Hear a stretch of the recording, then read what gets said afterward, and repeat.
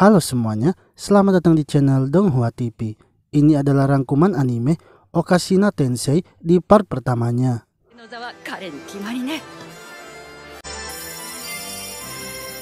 Seorang master pembuat kue saat itu sedang mengikuti lomba membuat manisan. Ia membuat patung burung yang terbuat dari manisan. Orang-orang berpikir pastilah ia yang akan menjadi juara karena manisan yang ia buat sangatlah indah. Lalu saat ia dan timnya mengangkat patung manisannya, tiba-tiba saja ia terpleset dan manisannya itu jatuh menimpanya. Kepalanya pun terbentur dan akhirnya ia tewas dengan manisan yang ia buat sendiri. Dalam akhir riwayat hidupnya, ia bergumam bahwa ia sangat ingin sekali membuat negeri manisan dan membawa kebahagiaan bagi semua orang. Tiba-tiba suara dewa terdengar dan mengatakan bahwa ia akan memberikannya satu kesempatan lagi untuk hidup kembali. Ia kini telah reinkarnasi menjadi anak dari seorang pengusaha wilayah Motein yang terdiri dari 3 desa dan memiliki 40 orang warga. Ia bernama Pastain dan saat itu sedang berlatih pedang dengan ayahnya. Di tempat tersebut sangatlah sulit mendapatkan gula dan makanan manisan. Ia pun jadi terbayang ingin membuat makanan manisan. Lalu seseorang datang melaporkan kepada Kaselo, yaitu ayah Pastian. Ia adalah Feul yang merupakan orang kepercayaan dari Kaselo. Ia mengatakan bahwa ada hal baik dan hal buruk yang ia ingin sampaikan. Hal baiknya, tanaman kacang mereka sepertinya akan panen besar. Itu semua berkat dari Pastain yang menyarankan agar menaburkan kapur di atas tanahnya sehingga proses pertumbuhannya akan lebih cepat. Lalu, untuk kabar buruknya, pasukan kerajaan telah gagal menghabisi para bandit. Dan para bandit yang lolos sebanyak 50 orang pasti akan sampai di desa mereka sekitar 2 bulan lagi. Mendengar hal itu, seketika Pastain langsung terbayang kalau ladang desanya akan hancur. Jika itu terjadi, maka rencananya membuat manisan akan hancur. Untuk itu, ia tak akan membiarkan para bandit itu merusak ladang desanya. Setelah itu, Kaseli memberitahu istrinya Agnes dan anak perempuannya Joseph. Ia mengatakan bahwa Pastain akan melakukan upacara penyucian sebab ia merasa kalau Pastain sudah dewasa. Pastain memiliki kecerdasan yang tinggi dan kemampuan berpedangnya sangat bagus, sehingga walaupun Pastain baru berusia 12 tahun, ia merasa Pastain sudah bisa menjadi dewasa. Pastain dan ayahnya kemudian berangkat ke kota menggunakan sihir teleportasi Kaselo.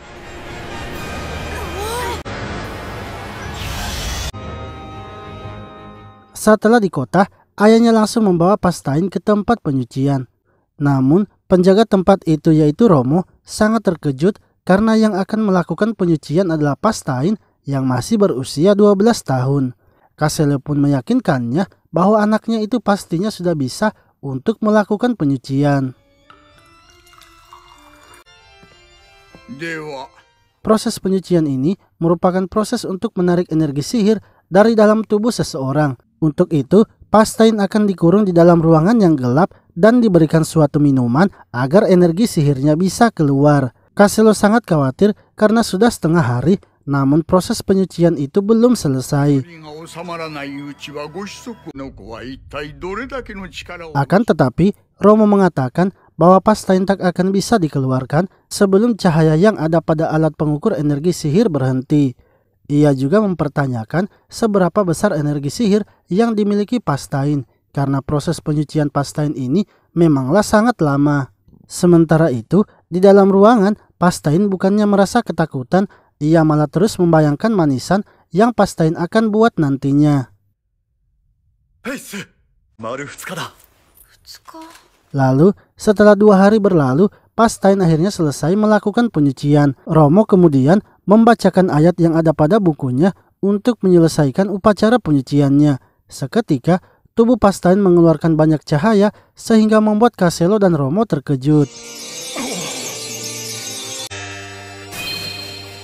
Saat proses penyucian telah selesai, sebelum pulang, Caselo terlebih dahulu mengajak Pastain berkeliling di pasar, yang mana Pastain sangat senang karena baru pertama kali lagi melihat banyak manisan dan buah-buahan. Sebab di desa mereka tak pernah ada manisan dan hanya beberapa buah saja yang ada.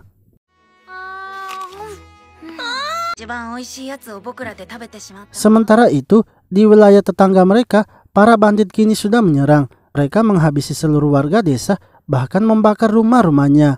Feul lalu melaporkan hal itu kepada Caselo. Dan sebentar lagi, para bandit itu pasti akan sampai di desa mereka. Caselo kemudian memerintahkan agar seluruh warga di wilayahnya berkumpul di desanya. Untuk 2 desa lainnya, mereka akan mengisolasinya.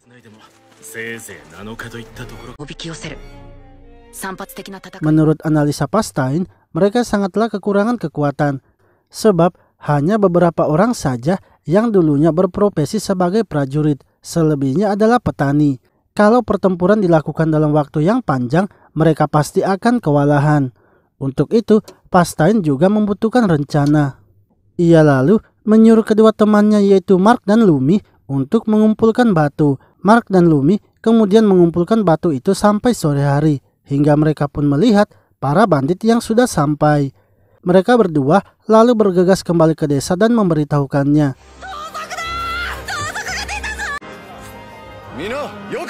Di tengah kepanikan para warga yang mengetahui para banditnya sudah datang, Caselo selaku penguasa wilayah dengan tegas berbicara memberikan mereka semangat. Hal itu ternyata membuat para warga menjadi tidak takut lagi dan kembali bersemangat.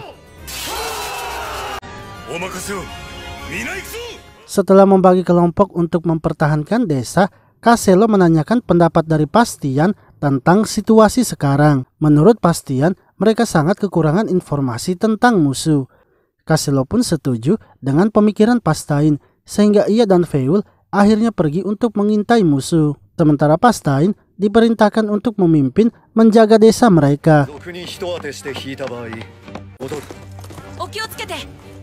Lalu, setelah ayahnya pergi, Pastain menyuruh Mark untuk menyampaikan pada kelompok di sebelah barat agar menyiapkan panah api untuk melawan musuh yang datang.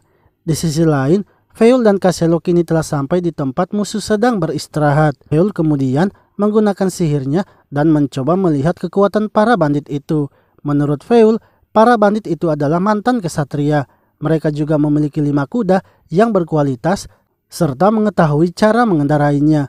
Untuk jumlah bandit ada sekitar 70 orang. Para bandit itu juga menangkap para penduduk desa yang sepertinya diperlakukan sebagai budak. Caselo dan Feul akhirnya memutuskan untuk menyerang terlebih dahulu agar membuat formasi para bandit menjadi kacau.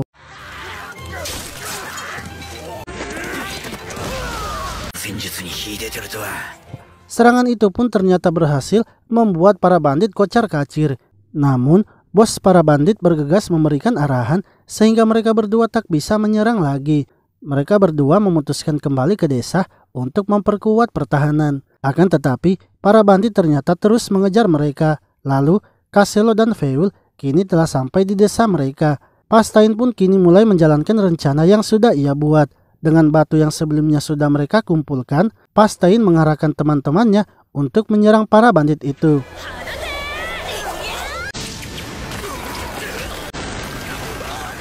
Serangan dadakan yang dilancarkan Pastain ternyata berhasil membuat formasi para bandit berantakan, sehingga Caselo dan Feul kini bisa bebas masuk ke dalam formasi musuh untuk menghabisi mereka. Namun, bos para bandit ternyata berhasil melewati pertahanan desa. Begitu pula dengan para bandit yang lainnya. Feul pun memberitahu Caselo bahwa para bandit kini sudah masuk ke dalam desa.